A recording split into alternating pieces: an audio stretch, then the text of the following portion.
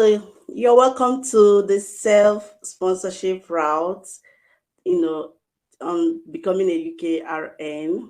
Okay, my name is Larry Ocheja. I'm your host for today.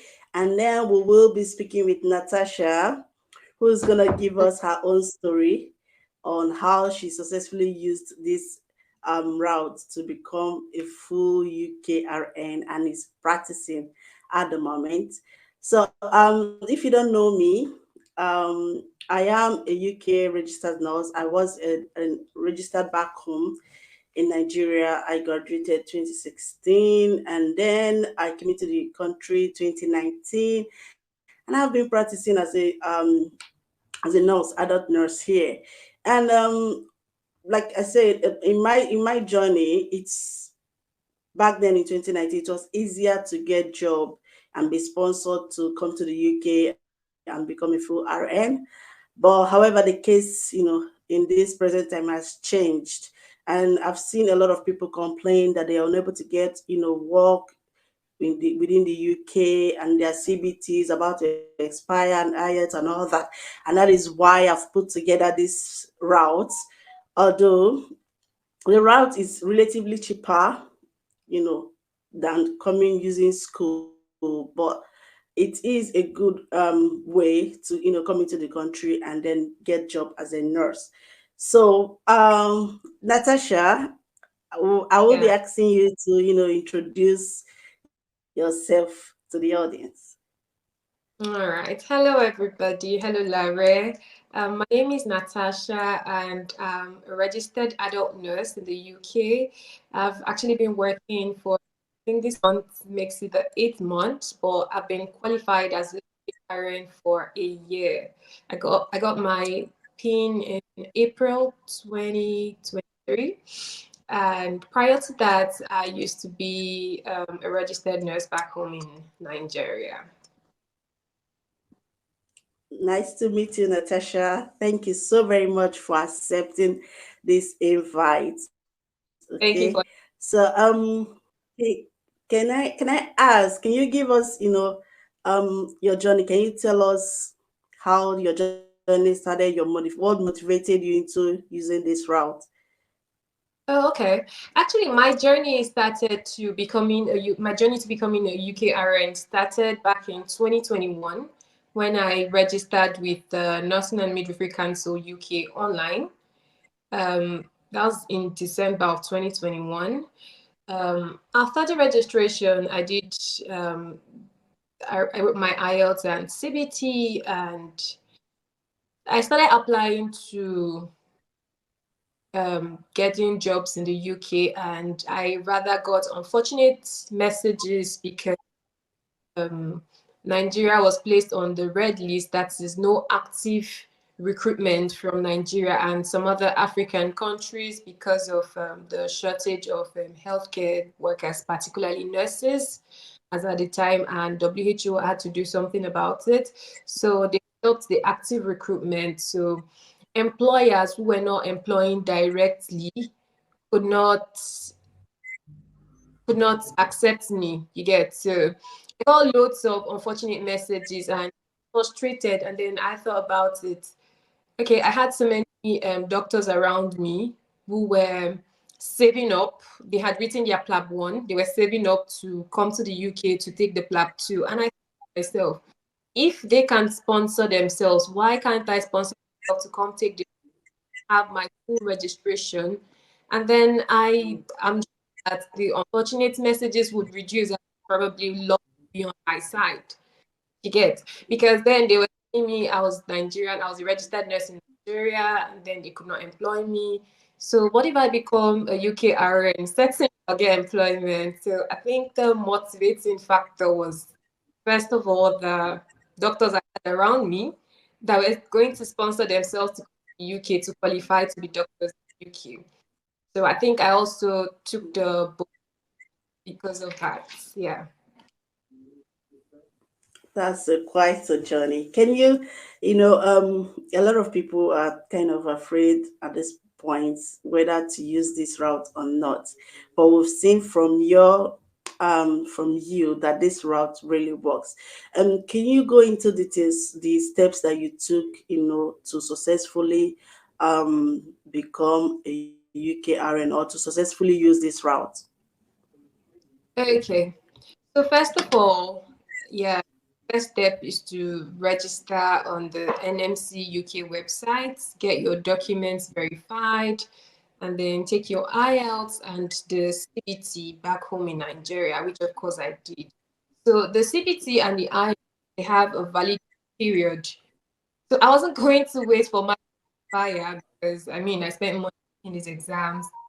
So the third exam to become UKRN is the OSCE exam, which is the second part of the test of competence, which is written in here. And what I did was I I had to choose the center, the CPD OSCE center. There are actually four centers in the UK to take these exams, but I chose one of them. I sent an email to them telling them I would like to write the OSCE at the center. Then they emailed back. I actually told them the date I'd be ready. They booked me in, and then I paid for it. That was the first step I took. Already, I had a sponsor. I didn't really have money in my account for visa application as at the, because you have to show proof of fund to apply for your visa. However, I had a sponsor, and after confirming my OSCE, I paid for it, and then I was booked in. After confirming my OSCE registration, I went ahead to apply for my visa to come over to the UK to take the OSCE exam. And then during the visa application, it's quite appalling. Like I heard that most people don't know about. For visiting visa, it's actually stated are you coming to the UK to do to visit to take an exam, and then the OSCE for nurses and for there are actually options to pick from Mm. when you come to the UK to take this exam. So I picked the OSCE exam. I had a sponsor, a financial sponsor, which I showed the document, statement of accounts, and the relationship between I and the sponsor.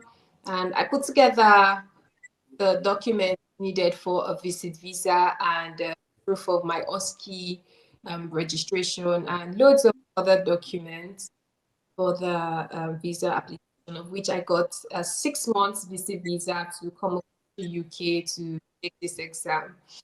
And yeah, although I practiced in Nigeria for about a year, but I wasn't so confident about the OSCE exam. So, off the website of the was to take the OSCE, there are actually documents to study to go through, which I printed out of the net. I think I went through, wasn't confident videos online, but I think no matter how much you watch these videos, you still have to have hands-on practice, which Yeah, I that's don't think, yeah, I wasn't confident about. And then I called up a friend in the UK who is a nurse as well. And I'm not confident about this exam, what I do about it. And yeah, this friend up with someone for just accelerated practice because I think I arrived in the UK for this exam 2 weeks prior to my examination. It was a close call. So yeah, my is it okay if I cut you short, yeah, sure. Natasha? Yeah, before you go over to that part of the story, I know a lot of people watching this, they will want to their concern will be on the visa.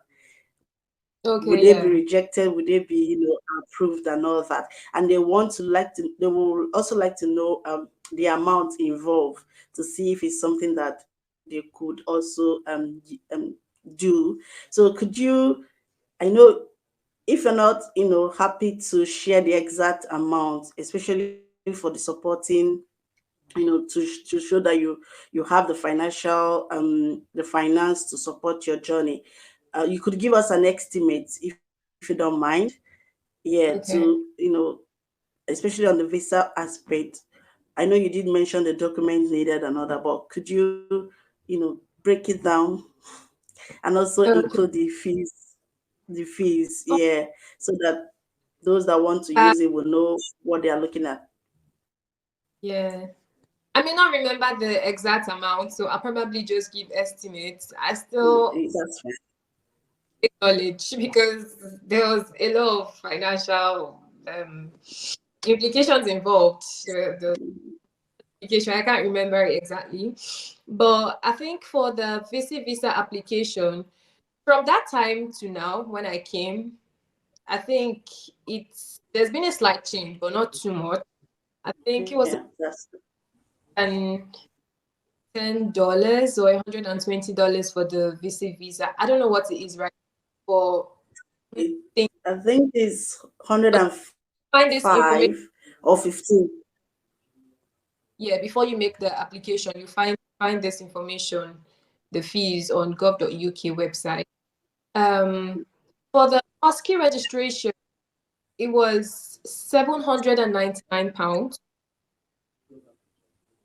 Yeah, £799. And yeah, the visa application, the documents I used for the visa application, I used evidence of my registration back home in Nigeria, my BSc certificate, my nursing certificate, and yeah, my internship that was part of my experience. So I used my certificate as proof of my registration, yes, and I went ahead and showed my IELTS. I used my IELTS results, my CBT results. Then I had to, for the financial aspect, like I said, I didn't have the money. So I used the sponsor. Uh, so I used about 6 months of bank statements from my sponsor. You could use 3 months as How, well. how many months is that? How many months? Sorry. We didn't I get used the how many months? 6 months. 6 months. Okay. Yeah, bank statement.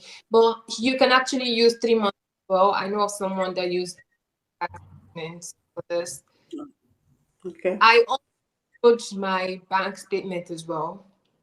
I also showed my statement. As at the time, I was working in a private hospital back in Nigeria. So, as proof of ties back home and why I had to come back home after examination, I had to get a letter from my employer.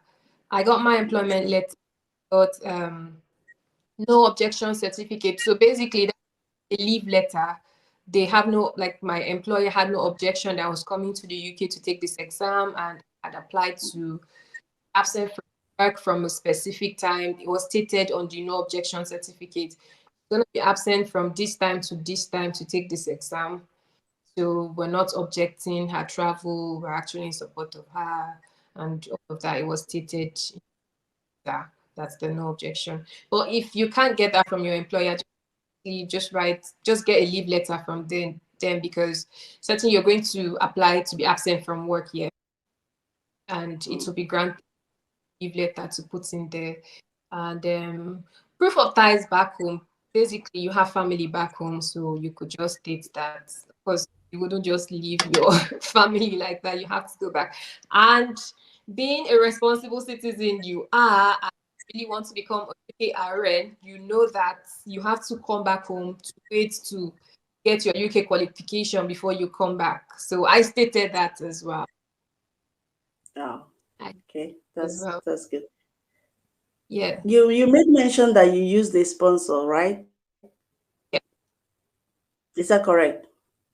Yes, I did. I used the sponsor. Okay. So how much did yours? I don't know. You may not remember exactly, but you could give us an estimate. How much did your sponsor have in his account, his or her account? Sorry, I don't know. How much did they have to show that that they are able to sponsor you? It was huge. It was huge. But I think I was about, I think, 10 million. Wow, that's a lot. Okay, for those that are, I'm just putting this out for those that will be wondering. I don't have a sponsor or don't have that kind of amount of money. Don't be discouraged. At least from, I would say from 5 mil downwards. You never know. You could try. And That was as long as you can show them that you're able to. Sorry, I said that was the closing balance of my sponsor's you were account. saying. That was the closing balance of my sponsor's account. Yeah, I forgot to Uh, to make a transfer to my own account. okay. To my own account, um, of 4 million naira to my account. Yeah, to show that yes, I am making this. Oh, okay. I made this payment to her account to show that I'm really going to sponsor her. This is going to take care of the expenses while she's in the UK, transportation and whatever she's going to do in the UK, cover up all the costs. Yeah. But as at the time, I think too, Okay. as Did outrageous. So I think 2 million naira would have been enough as well. Oh, okay. Did your sponsor had to put that in the letter? Yes, his sponsorship letter. Yeah, he actually put that in his sponsorship letter that he made Wow. transfer to my account. And you have to explain your relationship. So my sponsor is actually my mentor. Oh, that's fine. That's good. That's good. Now there was something you made mention. I'm just talking to the others now, encouraging them.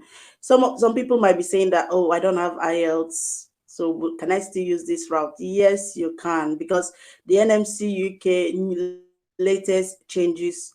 They say that you could present your IELTS result at the end. The only thing there is that once you are able to come here and take your OSCE exam, your PIN, which is your license number, will have to delay. So, but you can actually come into the country using this route to get your to write your OSCE. And also for those people that their CBT or IELTS is about to expire, you can as well, if you've got the money. Actually, if you are financially buoyant, you can, instead of waiting, use this method and then come to the UK. All right. I think now over to you, Natasha. Sorry, I cut you short at that point. So could you continue your journey? So you Oh stopped at yes, yeah. at the No, sponsor. no, I mean the similar, you were getting towards your training aspect before I cut you short. Yeah. Prior to when I came into the country, I watched videos, I went through the marking scheme, but I was confused. I needed direction. And that was what Simla gave me. A friend introduced me to Simla. So when I came into the country, I started my journey with Simla. And as God would have, I was pointed to the right direction. To be honest, I can still remember my first class I had with Simla. I was shaking. I was like, so how was I going to go into this exam shaking like this if I had not asked to have this training? But Simla was quite encouraging. To be honest, I like he built my confidence. Simla built my confidence, and I think I did about 3 sessions and I went in for the exam. And yeah, so I'm a testimony, as God would have it. I'm a UK. I'm glad to hear that. I'm glad to know that actually Natasha is the very first product of Simlar Academy. Yes, let me put it out there. So yeah, you are our motivation. You are our first candidate. Yeah, and it's been a success story from the time we met. Okay, over to the question. You've already answered my next question. actually. How similar contributed, you've answered that. So you say that they gave you the right, knowledge which you Yeah. used, and then they build your confidence, which is awesome. And that is what we do at Similar Academy. We don't just train you, to pass the exam, but also to practice as well. So what advice at this point would you give to aspiring nurses who are considering the self-sponsorship route? Okay. Like you said, as compared to the study routes, this is cheaper. Self sponsorship is cheap. So I think don't mind the outrageous money I talked about, but I think about if you have about 4 million naira, you can do it. You can do it. I mean, so the thing is, out the advice I'll put out there is just don't stop there. Don't get frustrated with the unfortunate messages. Just have a plan, have a financial plan to, because I think we nurses were really used to us being sponsored by this NHS trust and care homes to come over to take the exam, and we forget that we can actually plan and do this ourselves like the doctors do. So what I have to say is that just have a financial plan, put your stuff together, come take this exam because you surely recover it back. You would recover in no time. Yeah. To me, I see it as an investment. Yes, You putting in your money to get it. But once you become a UKRN, then you will have opportunities to earn money. yeah. Memorable. I know you say something about that, but I will still ask this. Okay. Could you share any memorable experiences,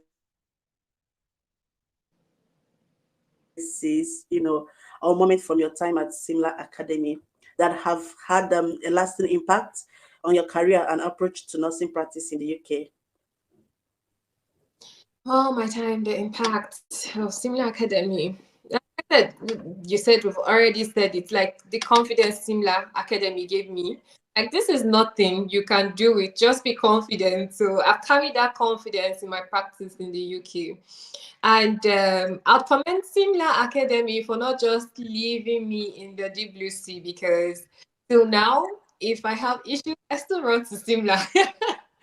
This is it, this is it, what do I do? And then Simla gives the best advice. Like since I came on that this self-sponsorship route, I I didn't come with any cohorts or anybody to fall back to advice or anything. So Simla has actually been there. As regards to this nursing union, even it was Simla that mentioned it to me why I need to join um, this there's pressure groups or yeah nursing groups, yeah, to get cover in the UK. So I think Simla has been with me all through the way until I settled in. Even now, as I am settled in, Simla is still with me. So yeah, really made the last. I'm glad to hear that. I'm glad to hear that. One of the things at Similar Academy you will enjoy is support. Even when you have passed your NMC, we don't leave you. We are there to support you with any questions that you've got or any challenges at all. Okay, so another part of this route that people would want to know, or that I've gathered from the posts I've made on social media about this. They want to know how is it if it's easy or not to get job, because I think that's where people are kind of not clear. Could you, from your own experience, share with us, were there jobs available at the time, and was it easy or hard for you to secure one? Okay. So just like every job application, yeah, you have to be intentional about your job application. Don't just think that, oh, I'm UKRN, so whatever application put in is going to be accepted, no. So you still have to go through person specification and whatever job you're applying to, you still have to meet the criteria for the job. Yes, I still got like a few unfortunate messages after I got my pin, but I got my very first interview after I got my pin. I never got any interview invites before I got my pin. So yeah, it's going to be challenging, but just put in the job application. I think having your pin gives you an edge, and especially if you're in UK while you get the pin. I think there are open day recruitment too. I got an invite for an open day recruitment. I think those jobs are almost 100% guaranteed if you meet the criteria in terms of documentation. But I got the invite. I got the invite. I was already back home in Nigeria. I couldn't come for the open day application.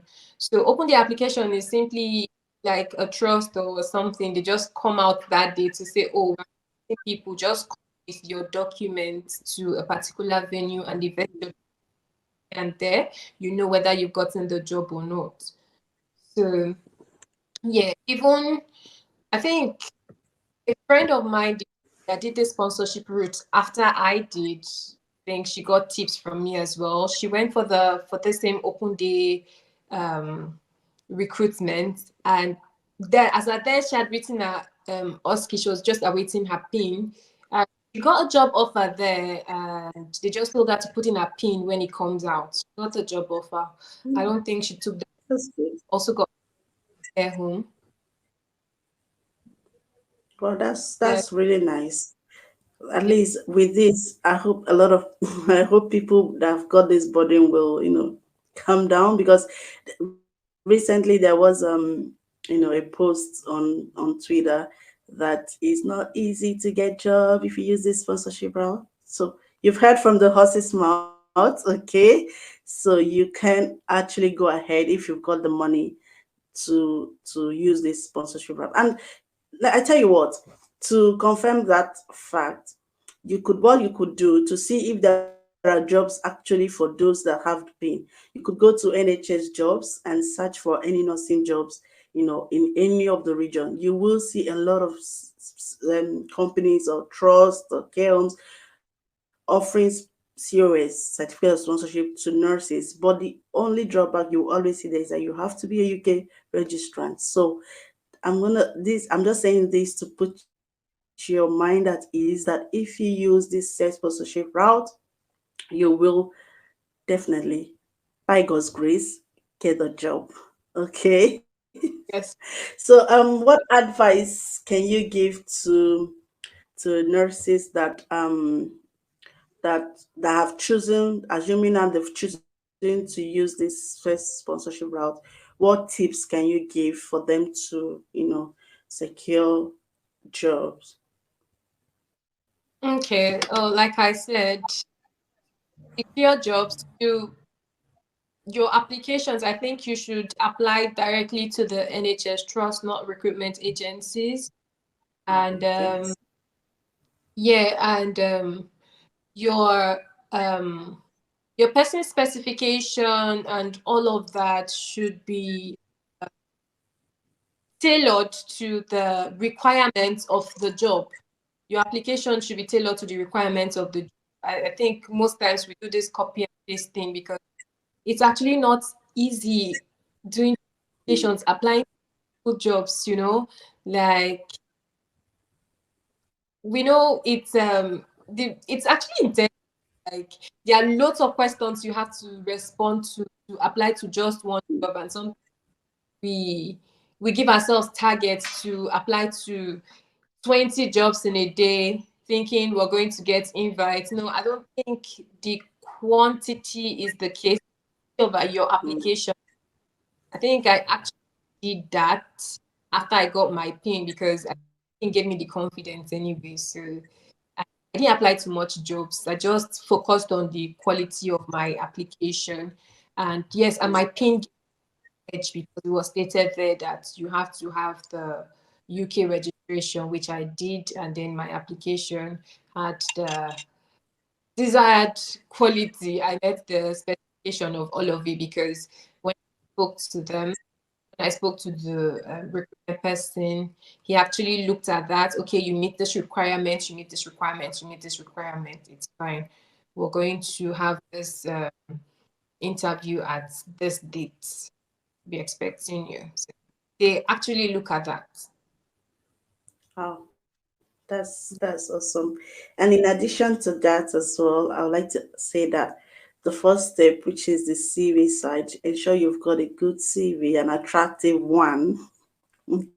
Okay, so ensure you've got an attractive CV that a CV sells you, speaks volumes about who you are and what you bring to the table. So put in the work, have a good CV when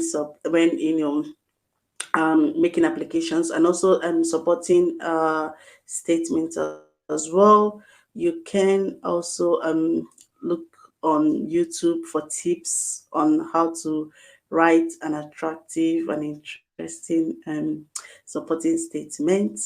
Okay, this just to help you secure the job. So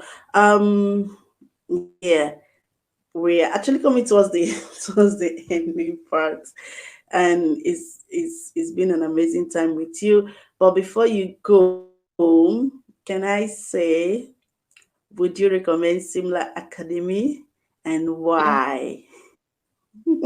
I recommend Simla, and I have been recommending Simla 100%. Thank 100%, you. because yeah, I spoke to a friend who recently used Simla, and I was like, you see why you have to use Simla, because she talked about her examination and the pointers Simla gave. And I was like, yeah, it's actually good you use Simla, because how would you know this if you hadn't used Simla?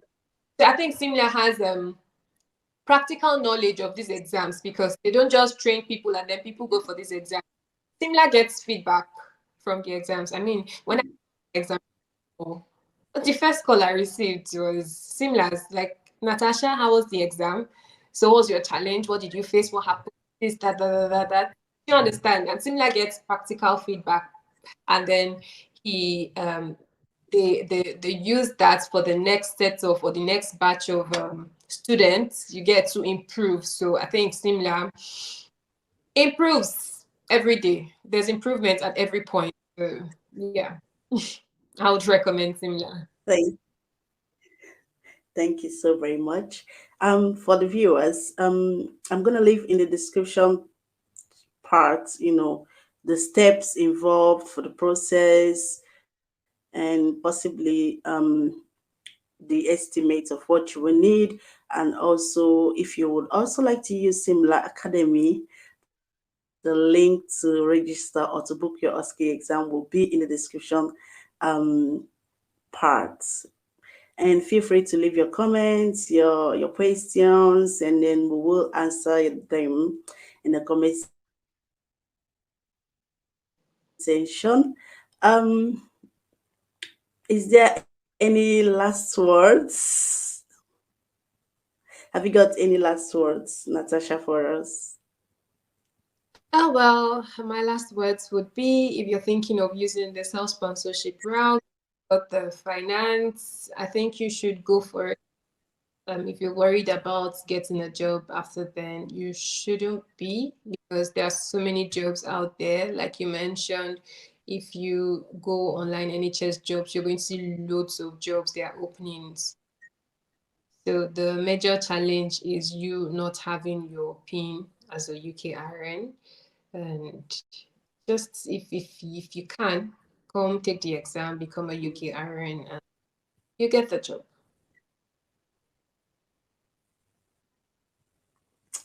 Thank you so very And much, yeah, Natasha, similar, for a wonderful time of having. very available for your training, to build your confidence, to build your knowledge on the OSCE exam.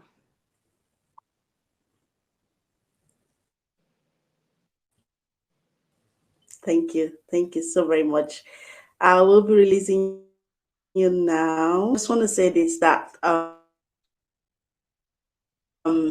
if you would like to, connect with her, you can do so on Instagram, I believe. What's the Yeah, handle again? Pearl Nat. That's PEARLNATT. That's double T at the end. Okay. Yeah, I'll put that in the comment section as well. So you could connect with her, follow her. If you got question, feel free to ask. And don't also forget to follow her now, Facebook profile, Facebook page rather, which is change hands, change minds, change hands. Yeah. So yeah, it's been a wonderful time out with you. And then if you've got questions, we're gonna answer it in the comment section. Thank you so very much for staying tuned to the end. Bye bye. And bye, Thank Natasha. I'm gonna send you off now.